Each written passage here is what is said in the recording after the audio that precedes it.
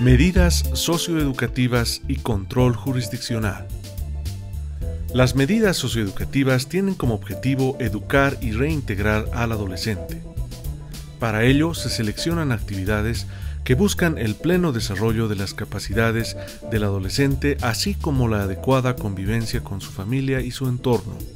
Estas medidas pueden ser de tres tipos: en libertad, con restricción de libertad y con privación de libertad.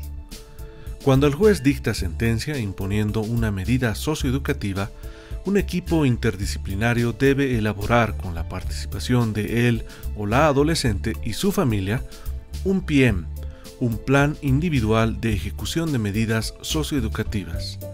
Asimismo, se debe informar al adolescente sobre sus derechos y obligaciones cuando ingresa al cumplimiento de una medida socioeducativa. Una vez aplicadas estas medidas, la defensa técnica debe velar por su ejecución. Para el control jurisdiccional de medidas, el juez público tiene ciertas facultades de supervisión y control sobre la ejecución de las medidas determinadas en la sentencia. Estas facultades están dirigidas a proteger los derechos de los adolescentes y el cumplimiento de las medidas una vez que la sentencia se ha ejecutoriado.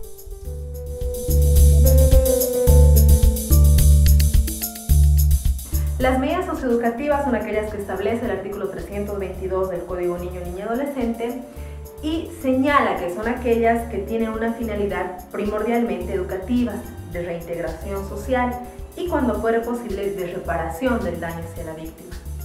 Asimismo, tienen como finalidad evitar la reincidencia mediante la intervención interdisciplinaria e individualizada a la persona adolescente en el sistema penal, y las medidas socioeducativas se cumplen en libertad, con restricción de libertad y con privación de libertad. En ese sentido, vamos a señalar que las medidas socioeducativas son tres: aquellas que se cumplen en libertad, aquellas que se cumplen con restricción de libertad y aquellas que son de privación de libertad o las denominadas de internamiento.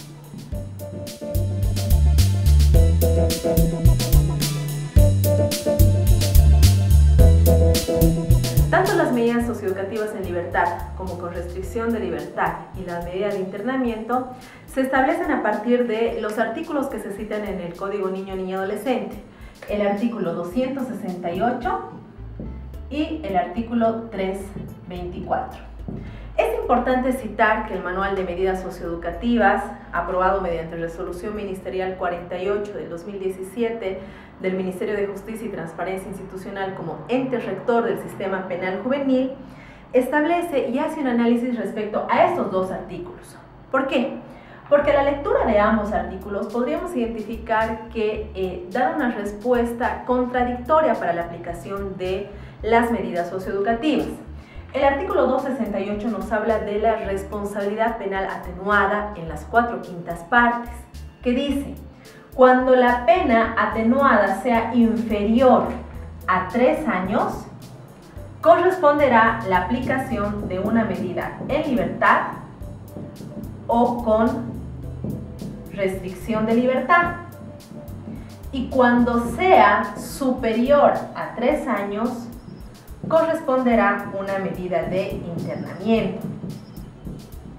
En cambio, el artículo 324 establece las pautas para poder aplicar estas medidas socioeducativas, pero las hace de una manera diferente.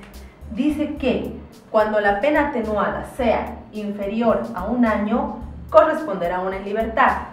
Cuando sea inferior a 2 años, una con restricción de libertad. Y cuando sea superior a 2 o más, corresponderá una medida de internamiento.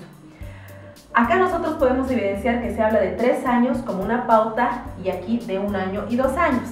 Ante esa contradicción es que, por ejemplo, el parágrafo 85 del Manual de Medidas Socioeducativas refiere que tanto el artículo 268 como el 324, que dispone de que dan soluciones diferentes a un artículo, estamos identificando un caso de antinomia jurídica. ¿Qué quiere decir la antinomia jurídica?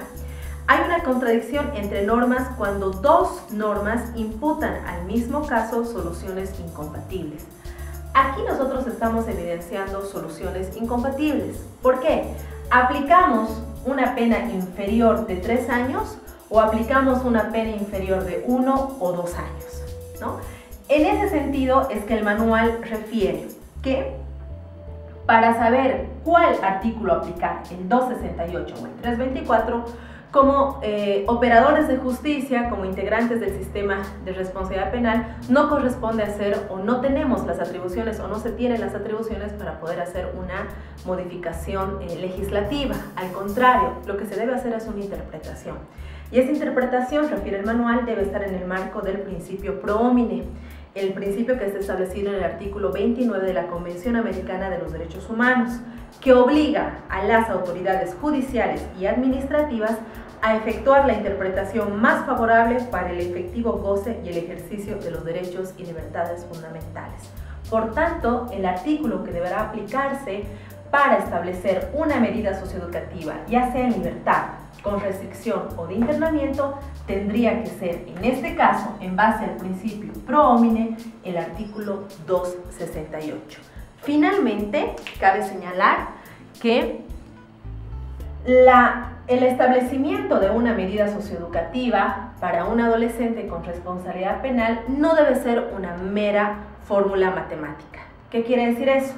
Que nosotros podemos sacar las 4/5 partes de un máximo penal, ya sea de 30 años, de 20 años o de 8 años, podemos sacar que corresponde a 2 años y 6 meses, 2 años y 7 meses, pero el Código Niño, Niña y Adolescente además establece en el artículo 325 las pautas para la determinación y aplicación de la medida socioeducativa.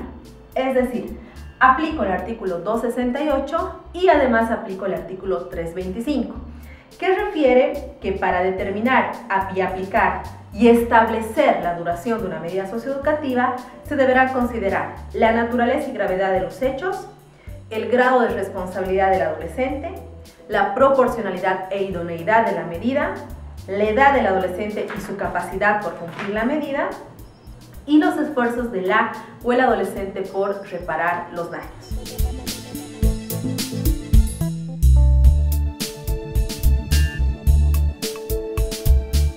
Las medidas socioeducativas en libertad son dos: la libertad asistida y la prestación de servicios a la comunidad.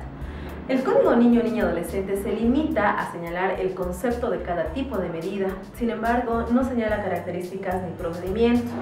Es así que el Manual de Medidas Socioeducativas hace un esfuerzo por poder identificar cuáles son las características, en qué circunstancias pueden aplicarse este tipo de medidas socioeducativas y cuál es el procedimiento para establecer estas medidas. En ese sentido es que, por ejemplo, cita que la libertad asistida es una medida en la que requiere mayor seguimiento del tutor o tutora. ¿Por qué? Porque es una medida en la cual el adolescente con responsabilidad penal podrá hacer todas sus actividades normales, diarias: educación, instituto, colegio, deportes, trabajo, ¿no? Y no podrá ser interrumpido con otro tipo de actividades que generen o le lleven tiempo. Es decir, él ocupa todo su tiempo libre en actividades que deban ser de seguimiento del equipo interdisciplinario del centro de orientación. Cabe señalar que tanto la libertad asistida como la prestación de servicios a la comunidad son medidas que deben ser seguidas por el centro de orientación dependiente de cada instancia técnica departamental de política social. En ese sentido, el artículo 327 del Código Niño, Niña y Adolescente señala que la libertad asistida consiste en otorgar a la o el adolescente la libertad, obligando a este o a esta a someterse, durante el tiempo que dura la sanción, a la supervisión, asistencia y orientación de una persona técnica debidamente capacitada. También señala, por ejemplo, en el párrafo 120, de que la libertad asistida puede ser aplicada como medida modificatoria o sustitutiva a una medida de internamiento. El artículo 347 del Código Niño, Niña y Adolescente señala cuándo una medida puede ser revocada, agravada o cuándo una medida puede ser sustituida por una beneficiosa. Es así que establece que ante una medida, por ejemplo, de internamiento, esta podrá ser modificada por una libertad asistida o por una medida en régimen semiabierto que la vamos a ver más adelante. Por tanto, la libertad asistida puede ser una medida socioeducativa que se impone en primera instancia o también una medida socioeducativa que puede ser sustitutiva a una medida de privación de libertad, en este caso una medida de internamiento. Una de las características que se señala respecto a la libertad asistida es de que se debe considerar, reitero, mayor presencia de un tutor o una tutora, porque es quien debe hacerle seguimiento a la o el adolescente en todas sus actividades diarias. Además que es pertinente la presencia de adultos significativos en la vida del adolescente, tanto en las actividades específicas que se señalen en su PIEM, por ejemplo, o en sus planes de intervención familiar, como en situaciones de aprendizaje concretos donde se involucre al adolescente con adultos. Finalmente, cabe señalar otra de las características de esta libertad asistida es de que cuánto tiempo se necesita para hacer seguimiento, cuánto tiempo se necesita para poder acompañar al adolescente.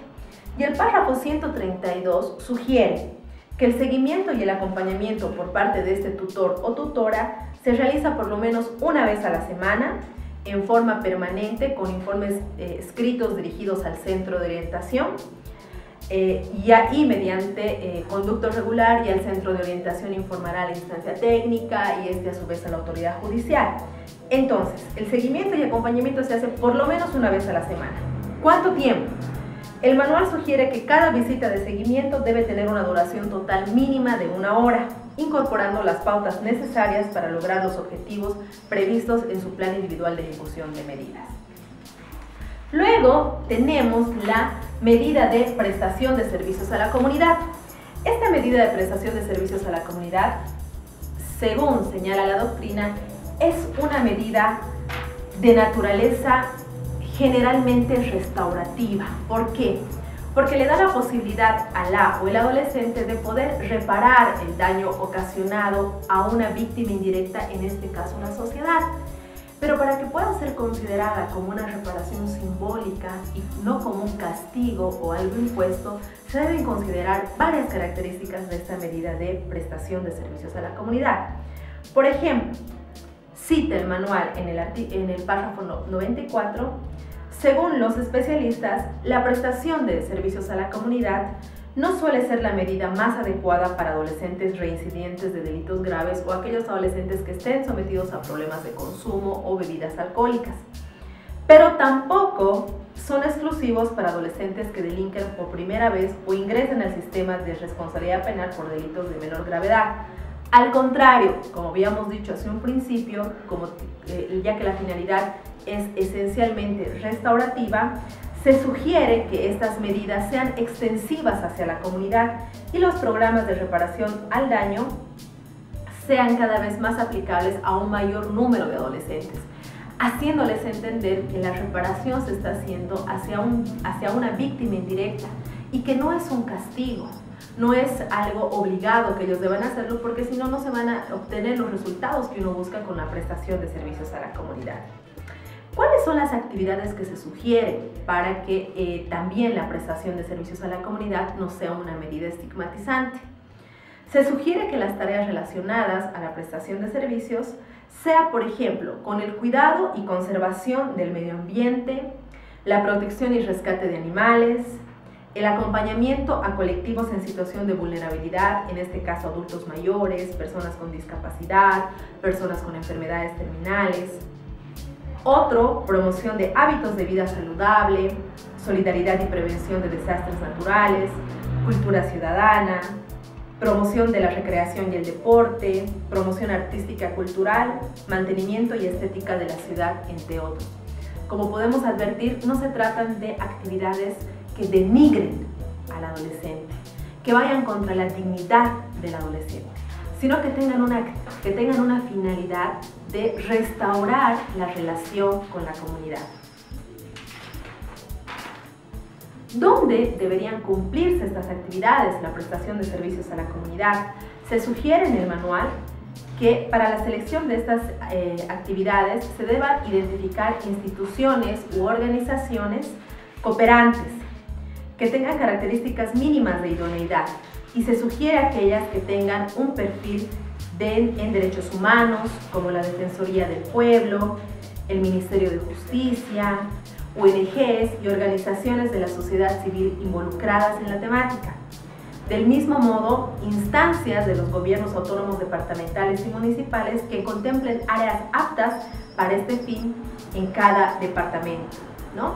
Cabe señalar que la prestación de servicios a la comunidad es una medida que se va a determinar en sentencia, es decir, la autoridad judicial resuelve por esta medida, debe determinar el tiempo de la medida, pero el lugar donde se va a cumplir la prestación de servicio a la comunidad debe ser identificado por la instancia técnica, en este caso el centro de orientación, a través del centro de orientación.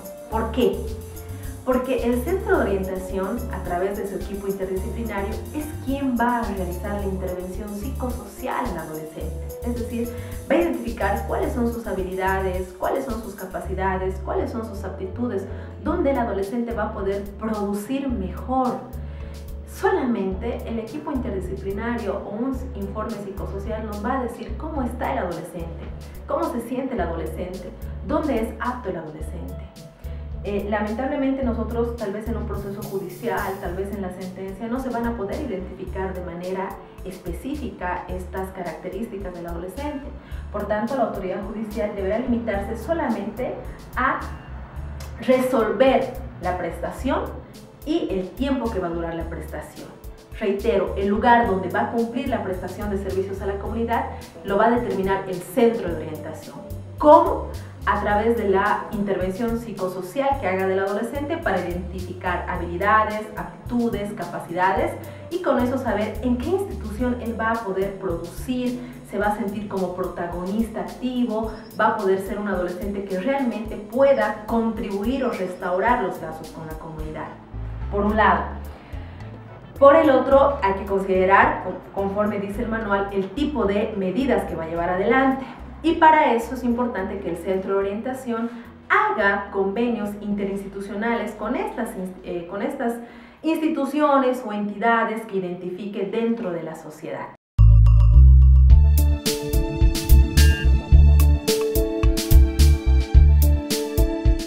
Hace un momento indicábamos que en general, para la aplicación de las medidas socioeducativas, se debe considerar el artículo 268 y el artículo 325.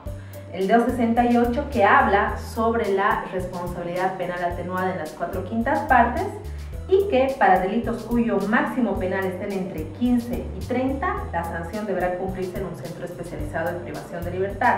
Sin embargo, para delitos cuyo máximo penal sea menor a 15 años, se aplicarán medidas socioeducativas con restricción de libertad y en libertad. Es decir, que para la aplicación de las medidas socioeducativas de libertad asistida o prestación de servicios a la comunidad, por un lado, basta que las 4/5 partes de ese máximo penal sean inferiores a 3. Es decir, que determinado delito, si yo saco las 4/5 partes, resuelvo las 4/5 partes, corresponderá una libertad asistida o una prestación de servicio a la comunidad, ya sea 6 meses, ya sea 1 año, ya sea 2 años, ya sea 2 años y 6 meses. Lo importante es que sea inferior a 3 años. Es decir, aplico el artículo 268 para determinar el tiempo y la duración, y de igual manera el artículo 325, que son las pautas de determinación que lo habíamos señalado hace un momento, que hablan sobre el grado de responsabilidad del adolescente, los esfuerzos que hizo para la reparación del daño, la naturaleza y gravedad de los hechos, la proporcionalidad e idoneidad de la medida.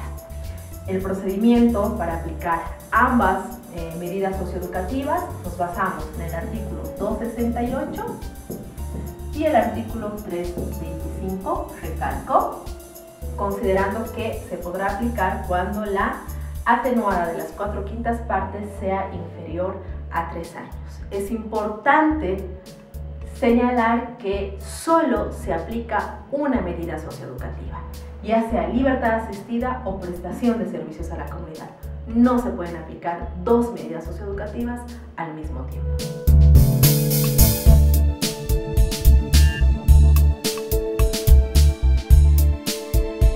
Las medidas con restricción de libertad son la medida con régimen domiciliario,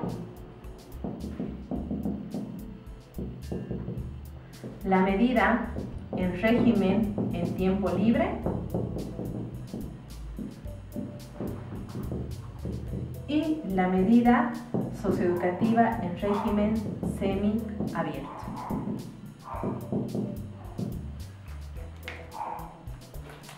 ¿Cuáles son las características de la medida socioeducativa en régimen domiciliario? El manual de medidas socioeducativas señala e identifica cuáles son las características de esta medida en régimen domiciliario. Y, por ejemplo, cita que en la misma línea, por tratarse de un procedimiento especial y diferente al de un adulto, el cumplimiento de esta medida no requiere la presencia de un custodio policial para la vigilancia del domicilio, por cuanto el responsable de la familia o una persona adulta a cargo del adolescente asume el compromiso de vigilancia y la medida es acompañada por la o el tutor y supervisada por el equipo interdisciplinario del respectivo centro de orientación. Es decir, tanto las medidas en libertad asistida, prestación de servicios a la comunidad y régimen domiciliario son tres medidas que se cumplen en el centro de orientación. La medida en régimen en tiempo libre, la de semiabierto y la que vamos a ver más adelante, que es la medida de internamiento, se cumplen en los centros de reintegración social. La medida en régimen domiciliario implica que el adolescente esté en su casa, esté bajo la supervisión de una tutora o un tutor, pero a diferencia de un adulto no requiere de un custodio policial para hacer vigilancia, pero además el adolescente podrá salir a hacer otro tipo de actividades, no solamente el colegio, podrá salir a trabajar, podrá salir a hacer deporte, podrá salir a hacer música, podrá salir a un instituto de danzas, etcétera, etcétera. ¿Qué es lo que se cuida en la medida en régimen domiciliario? Que el adolescente no tiene permiso, no tiene autorización para tener esos espacios de recreación u ocio, por ejemplo, en plazas, en parques, a la salida del colegio. Él termina de hacer su actividad y debe retornar a su domicilio. ¿Cuáles son las características de la medida en régimen en tiempo libre? Esta medida, al ser una medida con restricción de libertad, el artículo 329 del Código Niño-Niña señala que es una medida que consiste en la permanencia de la persona adolescente en el centro de reintegración social, los días feriados y fines de semana en los que no tenga una actividad normal de estudio o trabajo. Esta medida ha sido analizada, reflexionada, comparada también con la doctrina y con otras legislaciones a nivel internacional, y se ha identificado y se sugiere en el manual que sea una medida de transición atenuante. ¿Por qué?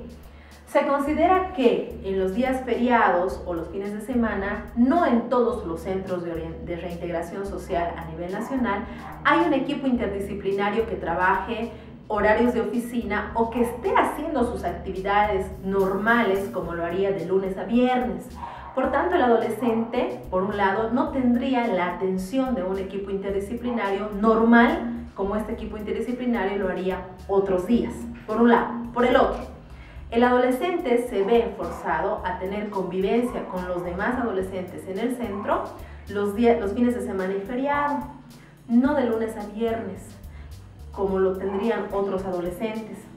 Por tanto, determinar esta medida directa, sin considerarla como una medida de transición atenuante, implica exponer al adolescente a su permanencia, reitero, en el centro, los días feriados y fines de semana, días en los cuales no existe actividades ni servicios regulares de los equipos interdisciplinarios en el centro, circunstancias que hacen inviable una atención especializada hacia su proceso de reintegración precisamente durante ese tiempo.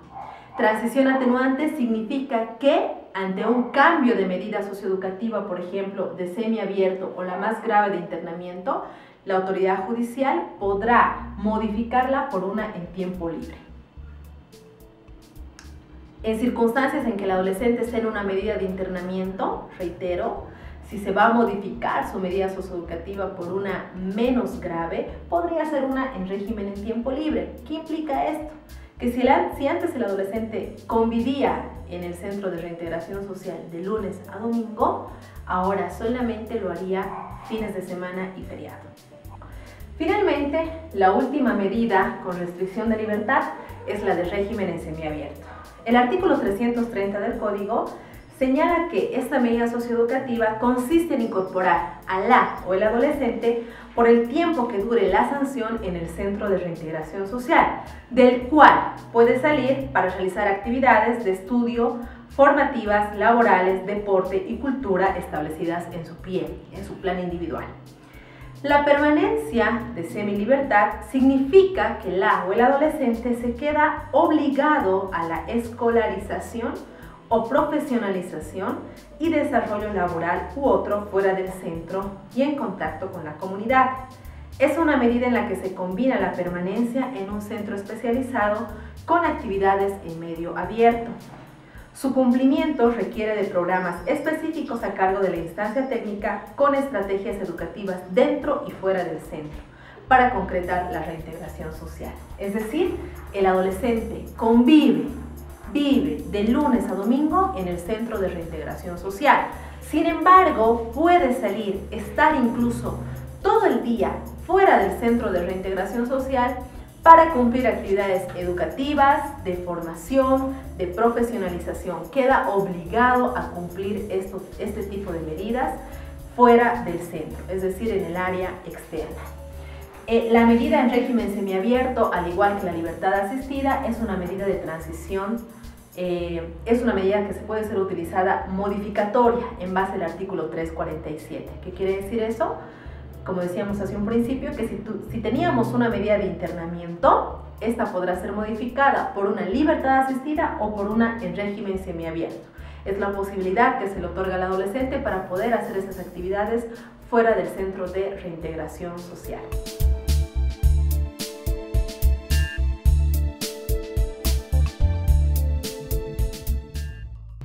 Así como se había señalado en las medidas en libertad, para determinar las medidas socioeducativas con restricción de libertad, habrá que acudir nuevamente al artículo 268 y al artículo 325 del Código Niño-Niña Adolescente.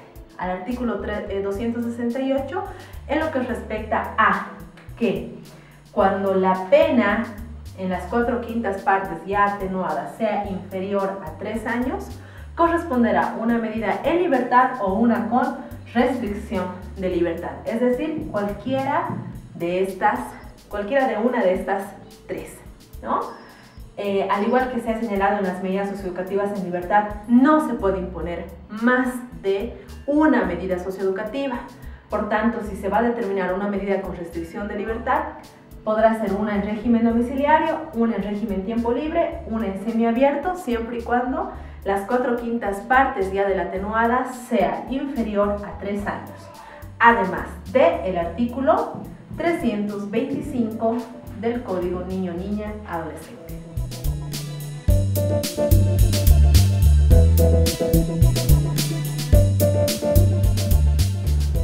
El PIEM es el Plan Individual de Ejecución de Medida Socioeducativa que establece el Código Niño-Niña Adolescente.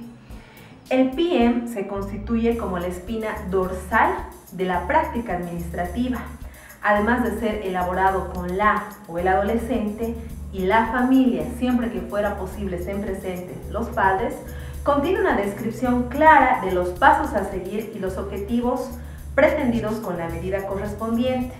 En definitiva, el PIEM, idóneamente acompañado de una adecuada orientación profesional personalizada bajo control jurisdiccional, prepara a la persona adolescente para vivir en libertad, con dignidad, derechos y deberes desde el inicio de la ejecución de la medida socioeducativa. Es decir, el Plan Individual de Ejecución de Medida, conocido como PIEM, es el instrumento, la herramienta, el proyecto de vida de la o el adolescente con el cual se va a poder planificar, ejecutar, implementar y evaluar cómo el adolescente está cumpliendo su medida socioeducativa impuesta, ya sea en libertad, ya sea con restricción de libertad o ya sea de internamiento. El Código Niño-Niña establece que los equipos interdisciplinarios tendrán 30 días como máximo para poder elaborar y poner a conocimiento de la autoridad judicial el PIEM y que deberán reportar mínimamente cada 3 meses el cumplimiento del PIEM. Cabe señalar que el PIEM tiene como características la singularidad, porque cada uno es diferente y pertenece a cada adolescente. No es una planilla donde debemos llenar solamente nombres, sino que identificar las habilidades, capacidades y aptitudes de los adolescentes, la funcionalidad, ya que los componentes van a garantizar el cumplimiento de la medida socioeducativa, la operatividad debido a la capacidad de producir los efectos esperados, la provisionalidad, ya que está diseñada de un modo y que con el transcurso del tiempo puede ser ajustado a nuevas necesidades, a nuevas características que requiere el adolescente. Por ejemplo, si uno de los objetivos es que el adolescente termine la secundaria, ya finaliza, por tanto al año corresponde de que ingrese a su etapa de profesionalización. Por tanto, el PIEM deberá ser ajustado a esas necesidades.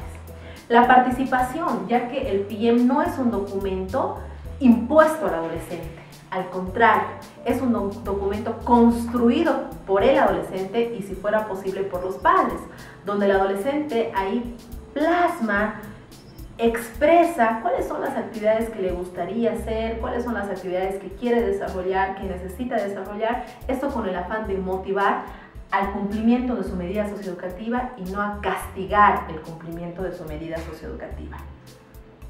Bien. Además, el PIEM debe estar bien clarito qué tipo de medida socioeducativa se va a cumplir. Eso es importante señalar. No es un PIEM en general, es un PIEM del tipo de medida socioeducativa. Por tanto, un PIEM de libertad asistida, un PIEM de prestación de servicios a la comunidad, como un PIEM de internamiento son totalmente diferentes. ¿Por qué? Porque el objetivo de este instrumento es precisamente cumplir la medida socioeducativa. El código se limita a decir algunas características del PIEM, pero sin embargo el manual viene a desarrollar cuáles son las fases de implementación del PIEM. En primera instancia tenemos el de orientación inicial, por el cual el equipo interdisciplinario, con los antecedentes que tuviera también remitidos por la autoridad judicial, van a solicitar la presencia del adolescente y de los padres, por ejemplo, ¿no? Para poder orientarles de qué se trata el PIEM, qué son los objetivos, qué se ponen las actividades, quiénes son los responsables, cuál es el plazo de ejecución, cuál es el objetivo principal de este documento. Luego tenemos una fase de evaluación integral. En esta fase de evaluación integral, el equipo interdisciplinario podrá examinar otros documentos que se cuenten en los antecedentes del adolescente para poder determinar qué tipo de actividades llevar adelante. Luego ya tenemos la fase de construcción propiamente del PIEM. Esto puede variar dependiendo de la forma de trabajo con la que se tiene en cada instancia técnica a nivel nacional es diferente. Sin embargo, lo que no debe descartarse de este proceso de construcción es la participación activa del adolescente y de la familia siempre y cuando fuera posible. Luego se cuenta con, en la fase de construcción, el manual hace observación o cita algunos subprogramas que deberían tener los centros. Por ejemplo, los subprogramas de prácticas restaurativas, los subprogramas de salud, los subprogramas de sociofamiliares, psicosociales, de educación integral, mínimamente que cada centro deba tener para que los adolescentes puedan adecuar sus objetivos, se pueda adecuar el PIEM, los objetivos y las actividades a esos subprogramas. Luego se tiene el de construcción del PIEM, como les había mencionado. Luego se cuenta con el de atención integral, que ya vendría a ser la ejecución misma del PIEM, ¿no? Posteriormente se cuenta con la fase de seguimiento y retroalimentación del PIEM. Les habíamos dicho hace un principio la provisionalidad, es decir que a medida que hacemos seguimiento de este documento lo vamos actualizando a las necesidades que tenga el adolescente, a las nuevas actividades, porque tal vez ya hemos cumplido un objetivo y ese objetivo no podría quedarse estático durante todo el cumplimiento de la medida socioeducativa. Y finalmente tendríamos a la fase de cierre y posseguimiento. Es importante esta fase porque el manual sugiere, por ejemplo, que si el equipo interdisciplinario considera pertinente, por evidenciar que a pesar de haber cumplido la medida todavía quedan aspectos biopsicosociales que deban ser atendidos, y la persona adolescente manifiesta su aprobación. Es decir, el equipo interdisciplinario identifica o evidencia que hay cosas que todavía se tienen que trabajar con el adolescente, pero además que el adolescente manifieste su aprobación, a través de un programa posseguimiento se acompañará durante un tiempo prudente al adolescente, en una reorientación, brindando todos los servicios que sean necesarios, sin necesidad de autorización judicial. ¿Por qué? Porque el adolescente, el día que cumple su medida socioeducativa, no tiene mayor responsabilidad con el proceso judicial, con la justicia, con el sistema de responsabilidad penal para adolescentes. Él cumple su medida socioeducativa y este posseguimiento solamente será a manifestación propia del adolescente si quieres que se le haga este seguimiento. Y si el equipo interdisciplinario identifica que se tiene algunos factores más para poder trabajar con él. Ahora, si el centro de orientación, por ejemplo, no cuenta con un programa de posseguimiento o no tiene alcance en todos los municipios, que es algo que suele suceder, lo que se sugiere es que la DNA pueda acompañar, las defensorías de la niñez y adolescencia puedan acompañar este seguimiento y este acompañamiento a través tal vez de medidas de protección. El párrafo 46 del manual dice: este acompañamiento posseguimiento de ninguna manera implica la restricción de derechos o libertades de la persona adolescente. Al contrario, es el inicio de un acuerdo de acompañamiento y orientación para aquellos casos con dificultades económicas y sociales que requieren de un apoyo especial para una reintegración social exitosa, vivienda, trabajo, apoyo educativo. Más que todo, los adolescentes, al cumplir una medida socioeducativa, tienen la necesidad de reintegrarse a la sociedad. Esa reintegración podrá ser facilitada por un programa posseguimiento que esté a cargo del centro de orientación de cada instancia técnica departamental de política social.